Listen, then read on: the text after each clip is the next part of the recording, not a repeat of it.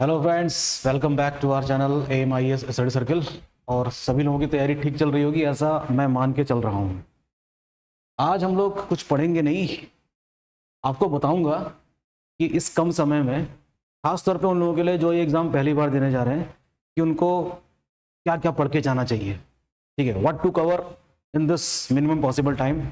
और आज के दिन को अगर मैं हटा दूँ तो हमारे पास सिर्फ 9 दिन बचे हैं प्री एग्ज़ाम के लिए, 29 जून, राइट।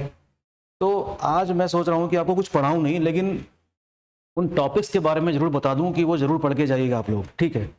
तो मैं आज रैंडम टॉपिक्स उठा रहा हूँ कहीं से भी, खास तौर पे उत्तराखंड स्पेशल के रैंडम टॉपिक्स, ठीक। तो बने रहिए मेरे साथ अगले 10 मिनट के लिए और जानिए कि कौन कौन से टॉपिक आपको ज़रूर 2 से 3 बार पढ़ लेने हैं इन बचे हुए दिनों में।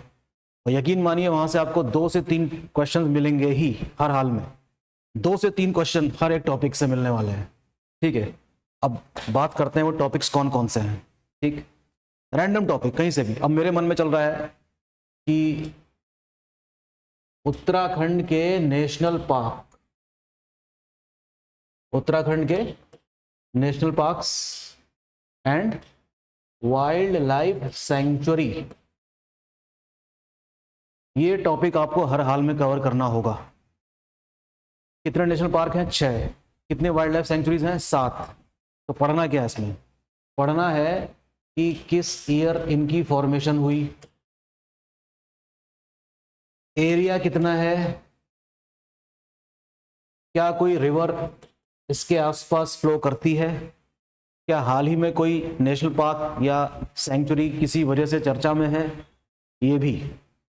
तो आपको पता चलेगा कि इस टॉपिक से अकेले ही 2 से 3 क्वेश्चंस आपको मिल सकते हैं। वेरी इंपॉर्टेंट, बिल्कुल भी इग्नोर नहीं किया जा सकता इसको। कैसे?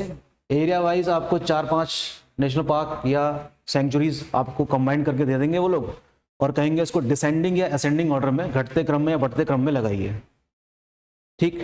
कौन से नेशनल पार्क को या सेंचुरी को यूनेस्को की धरोहर सूची में शामिल किया गया, किस साल किया गया, ऐसे तमाम कई सारे फैक्ट्स हैं। तो अगर आपको यकीन करना है तो अभी हाल ही में एक लोअर पीसेस का पेपर हुआ था 11 मई को, उसको जरा देखिए कि क्या नेशनल पार्क और सेंचुरी से कोई क्वेश्चन आए हैं या नहीं। तो यकीन मानिए आपको वहां से क्वेश्चंस दिखाई देंगे। इसलिए मेरे हिसाब से ये एक मस्ट रीड टॉपिक है, you should not ignore this, national park, wild life sanctuaries. और हाँ, इसमें जो हमारा मस्क डियर है उसके कंजर्वेशन के लिए कई सारे सेंटर्स खोले गए हैं अलग अलग वर्षों में अलग अलग नामों से, तो उसको भी पढ़िएगा। मस्क डियर याद रखना, musk deer is must to read. कस्तूरी मृग, इसके अलावा और कौन सा टॉपिक बताना चाहूंगा मैं आपको, that should not be ignored, that is national games. इसी साल हुए हैं जनवरी फरवरी महीने में। नेशनल गेम्स किस नंबर के थे? उत्तराखंड में कौन कौन से स्टेडियम्स में इनका आयोजन किया गया, कितनी प्रतिस्पर्धा हुई, कितने टाइप के गेम्स खेले गए, सबसे ज़्यादा मेडल्स किसको मिले हैं, स्टेट में भी और सर्विसेज में भी उत्तराखंड का कौन सा स्थान रहा, ठीक है। तो मेडल टैली ज़रूर देखेंगे, इसको कितनी मिली और उसमें उत्तराखंड का कौन सा स्थान था, what is the rank of Uttarakhand in 38th national game. एनजी लिख दे रहा हूँ मैं शॉर्ट फॉर्म में यहाँ पर। ये टॉपिक कवर करेंगे आप लोग हर हाल में। नेशनल गेम, ठीक, उत्तराखंड में ही हुए थे। ये भी क्वेश्चन आ सकता है कि इससे पहले कहाँ हुए थे? गोवा में। अगले कहाँ होंगे? मेघालय में। ये सारी चीजें आपको हर हाल में देखनी होंगी। National park, sanctuaries, biosphere reserves, ठीक, मस्क डियर और नेशनल गेम्स। आगे देखते हैं तीसरा टॉपिक, जहां से भी आपको 2 से 3 क्वेश्चन मिलेंगे ही। मैं पहले लिख दे रहा हूं 2-3 क्वेश्चंस फ्रॉम दिस टॉपिक। ये क्वेश्चंस हैं, सॉरी। उस टॉपिक का नाम है सेंसस, सेंसस 2011, यानी कि जनगणना।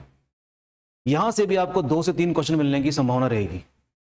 तो इसमें भी लगभग सारे टॉपिक्स आप लोग पढ़ लीजिएगा, and this will take not more than half an hour, जो 3 टॉपिक मैंने आपको बताए हैं that will take not more than half an hour. जल्दी जल्दी रिवीजन करिएगा ताकि एक बार फिर से रिवीजन करने का मौका मिल जाए।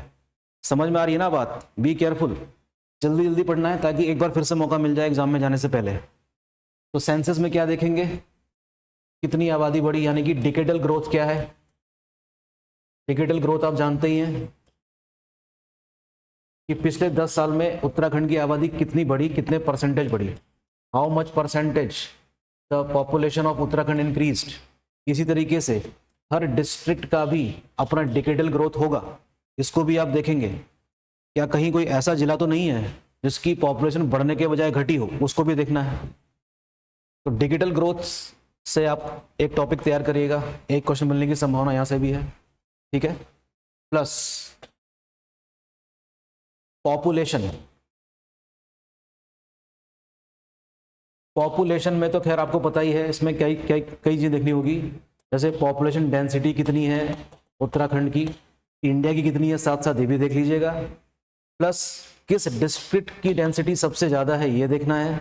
और पिछले, या कह सकते हैं कि 5 जिले दे दिए जाएंगे आपको, डेंसिटी के अकॉर्डिंग आपको अरेंज करने होंगे डिसेंडिंग या असेंडिंग ऑर्डर में। तो यहाँ से भी क्वेश्चन मिलने की संभावना रहेगी पॉपुलेशन की, okay. Plus 0 to 6 years age के जो बच्चे हैं उनके बारे में भी पढ़ के जाएंगे, खास तौर पे उनका सेक्स रेशियो, लिंगानुपात किसका, 0 से 6 वर्ष के बच्चों का, उसमें बालकों का कितना है, यानी कि बॉयज या गर्ल्स का क्या है, ये सारा रेशियो देखकर जाएंगे। तो सेक्स रेशियो इनका भी देखना है और ओवरऑल भी देखना है। तो लगभग ऐसे 7 जिले हैं उत्तराखंड में जिनका लिंगानुपात 1000 से ऊपर है। तो ये पता लगाना होगा आपको कि इन 10 वर्षों में सबसे ज़्यादा कहाँ पर बढ़ा, सबसे कम कहाँ पर हुआ।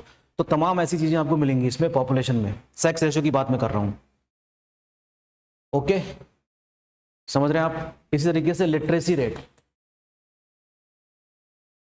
लिटरेसी रेट देखेंगे उत्तराखंड का कितना है, और साथ साथ इंडिया का भी देखते हुए चलेंगे।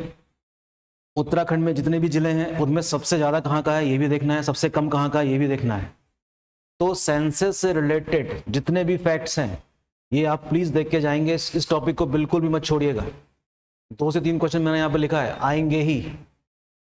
इसी तरीके से उत्तराखंड में एससी और एसटी की पॉपुलेशन भी रहती है, इसमें भी आपको लिटरेसी रेट या पॉपुलेशन देखना होगा।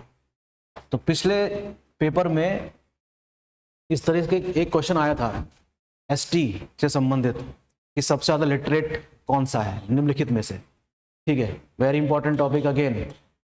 इसी तरीके से एसटी के बारे में मुझे याद आ रहा है कि आपको पता लगाना है कि उत्तराखंड में कितनी एसटी कम्युनिटी रहती है, सबसे बड़ी कौन सी है, सबसे छोटी कौन सी है, और इन सब का निवास स्थान कहाँ पर है, इन सब का निवास स्थान कहाँ पर है, और इनकी जो कल्चरल एक्टिविटीज़ है इनको भी आप देखिएगा एक बार हर हाल में।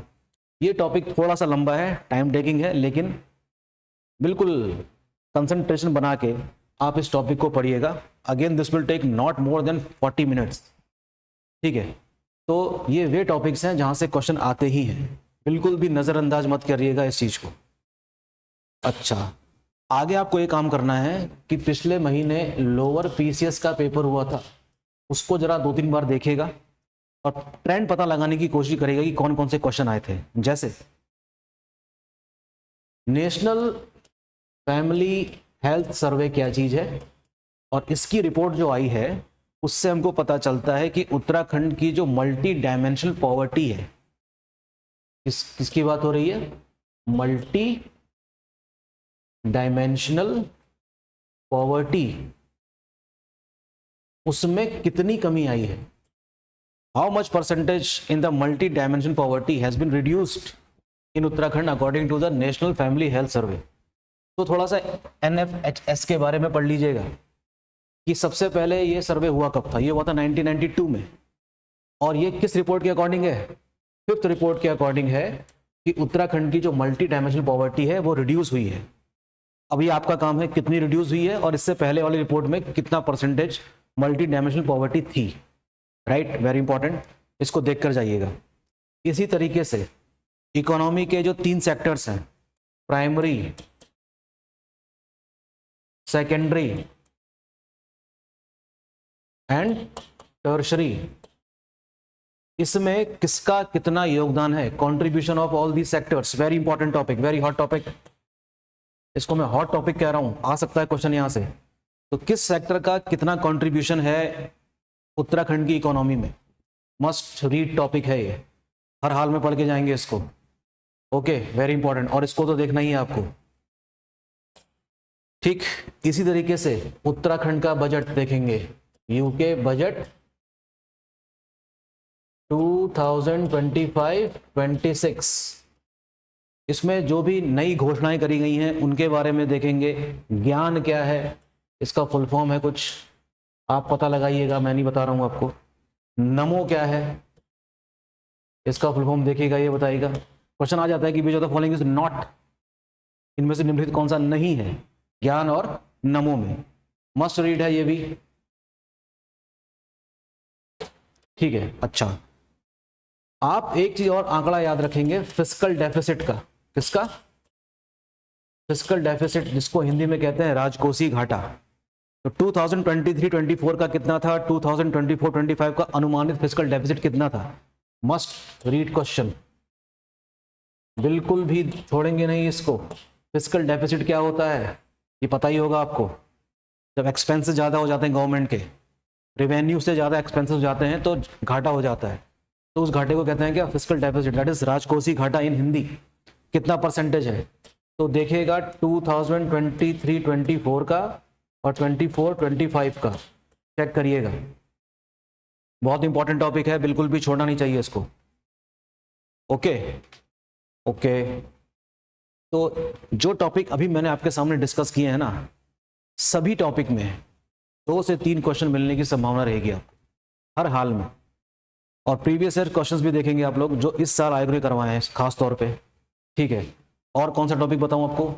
2024 में उत्तराखंड गवर्नमेंट की जो स्कीम्स हैं वो आपको पढ़ के ही अंदाज आ जाएगा कि एग्जाम के लिए कौन सी इंपॉर्टेंट है।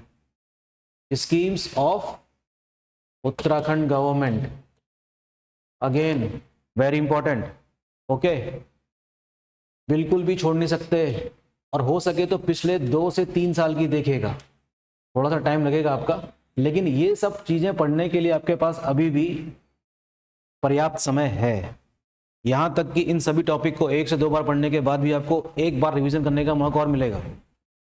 तो जो टॉपिक्स मैं आपको बता रहा हूं इसका तेजी से रिवीजन करिए, बहुत तेजी से, ताकि दोबारा फिर से पढ़ने का मौका मिले और गलत ना हो। स्कीम्स देखनी है, राइट, वेरी इंपॉर्टेंट। इसी तरीके से एवलांचे आया था इस बार। डेट कभी कभी आ जाती है, क्या आ जाती है कि किस तिथि को एवलांचे आया था चमोली डिस्ट्रिक्ट में। ठीक है, हिमस्खलन हुआ था जो, उसकी डेट आ सकती है। और कौन सा टॉपिक है इंपॉर्टेंट? यूसीसी, डेट आ सकती है, वेरी इंपॉर्टेंट अगेन। ओके, इसी तरीके से जो नेशनल गेम्स हुए थे उसका मैस्कट क्या था, मशाल का नाम क्या था, तेजस्विनी, ये सारी बातें आप जब पढ़ेंगे तो आपके सामने आएगी वो। ओके, तो मेरे दूसरे लेक्चर का इंतजार करिए, उसमें भी मैं आपको बताऊंगा कि क्या क्या पढ़ना है। तो फिलहाल अगर आज आपने ये बातें सुनी है मेरी, तो फटाफट इन सभी टॉपिक्स पे नज़र दौड़ाइए, तेजी से करिए, और फटाफट कल के दिन इसको रिवीजन कर लीजिएगा। ओके, और कमेंट बॉक्स में कमेंट लिख के भेजिए कि क्या आप ऐसे कोई टॉपिक जानना चाहते हैं जो आपको समझ में ना आ रहे हों। Please, response is very important, जिससे कि मेरा मोटिवेशन बना रहे। ओके, मुझे पता चल सके कि जो मुझे सुन रहे हैं जो स्टूडेंट्स, उनको ये सारी बातें समझ में आ रही हैं या नहीं। मिलते हैं नेक्स्ट लेक्चर में, और पढ़ाई करते रहिए। Thank you.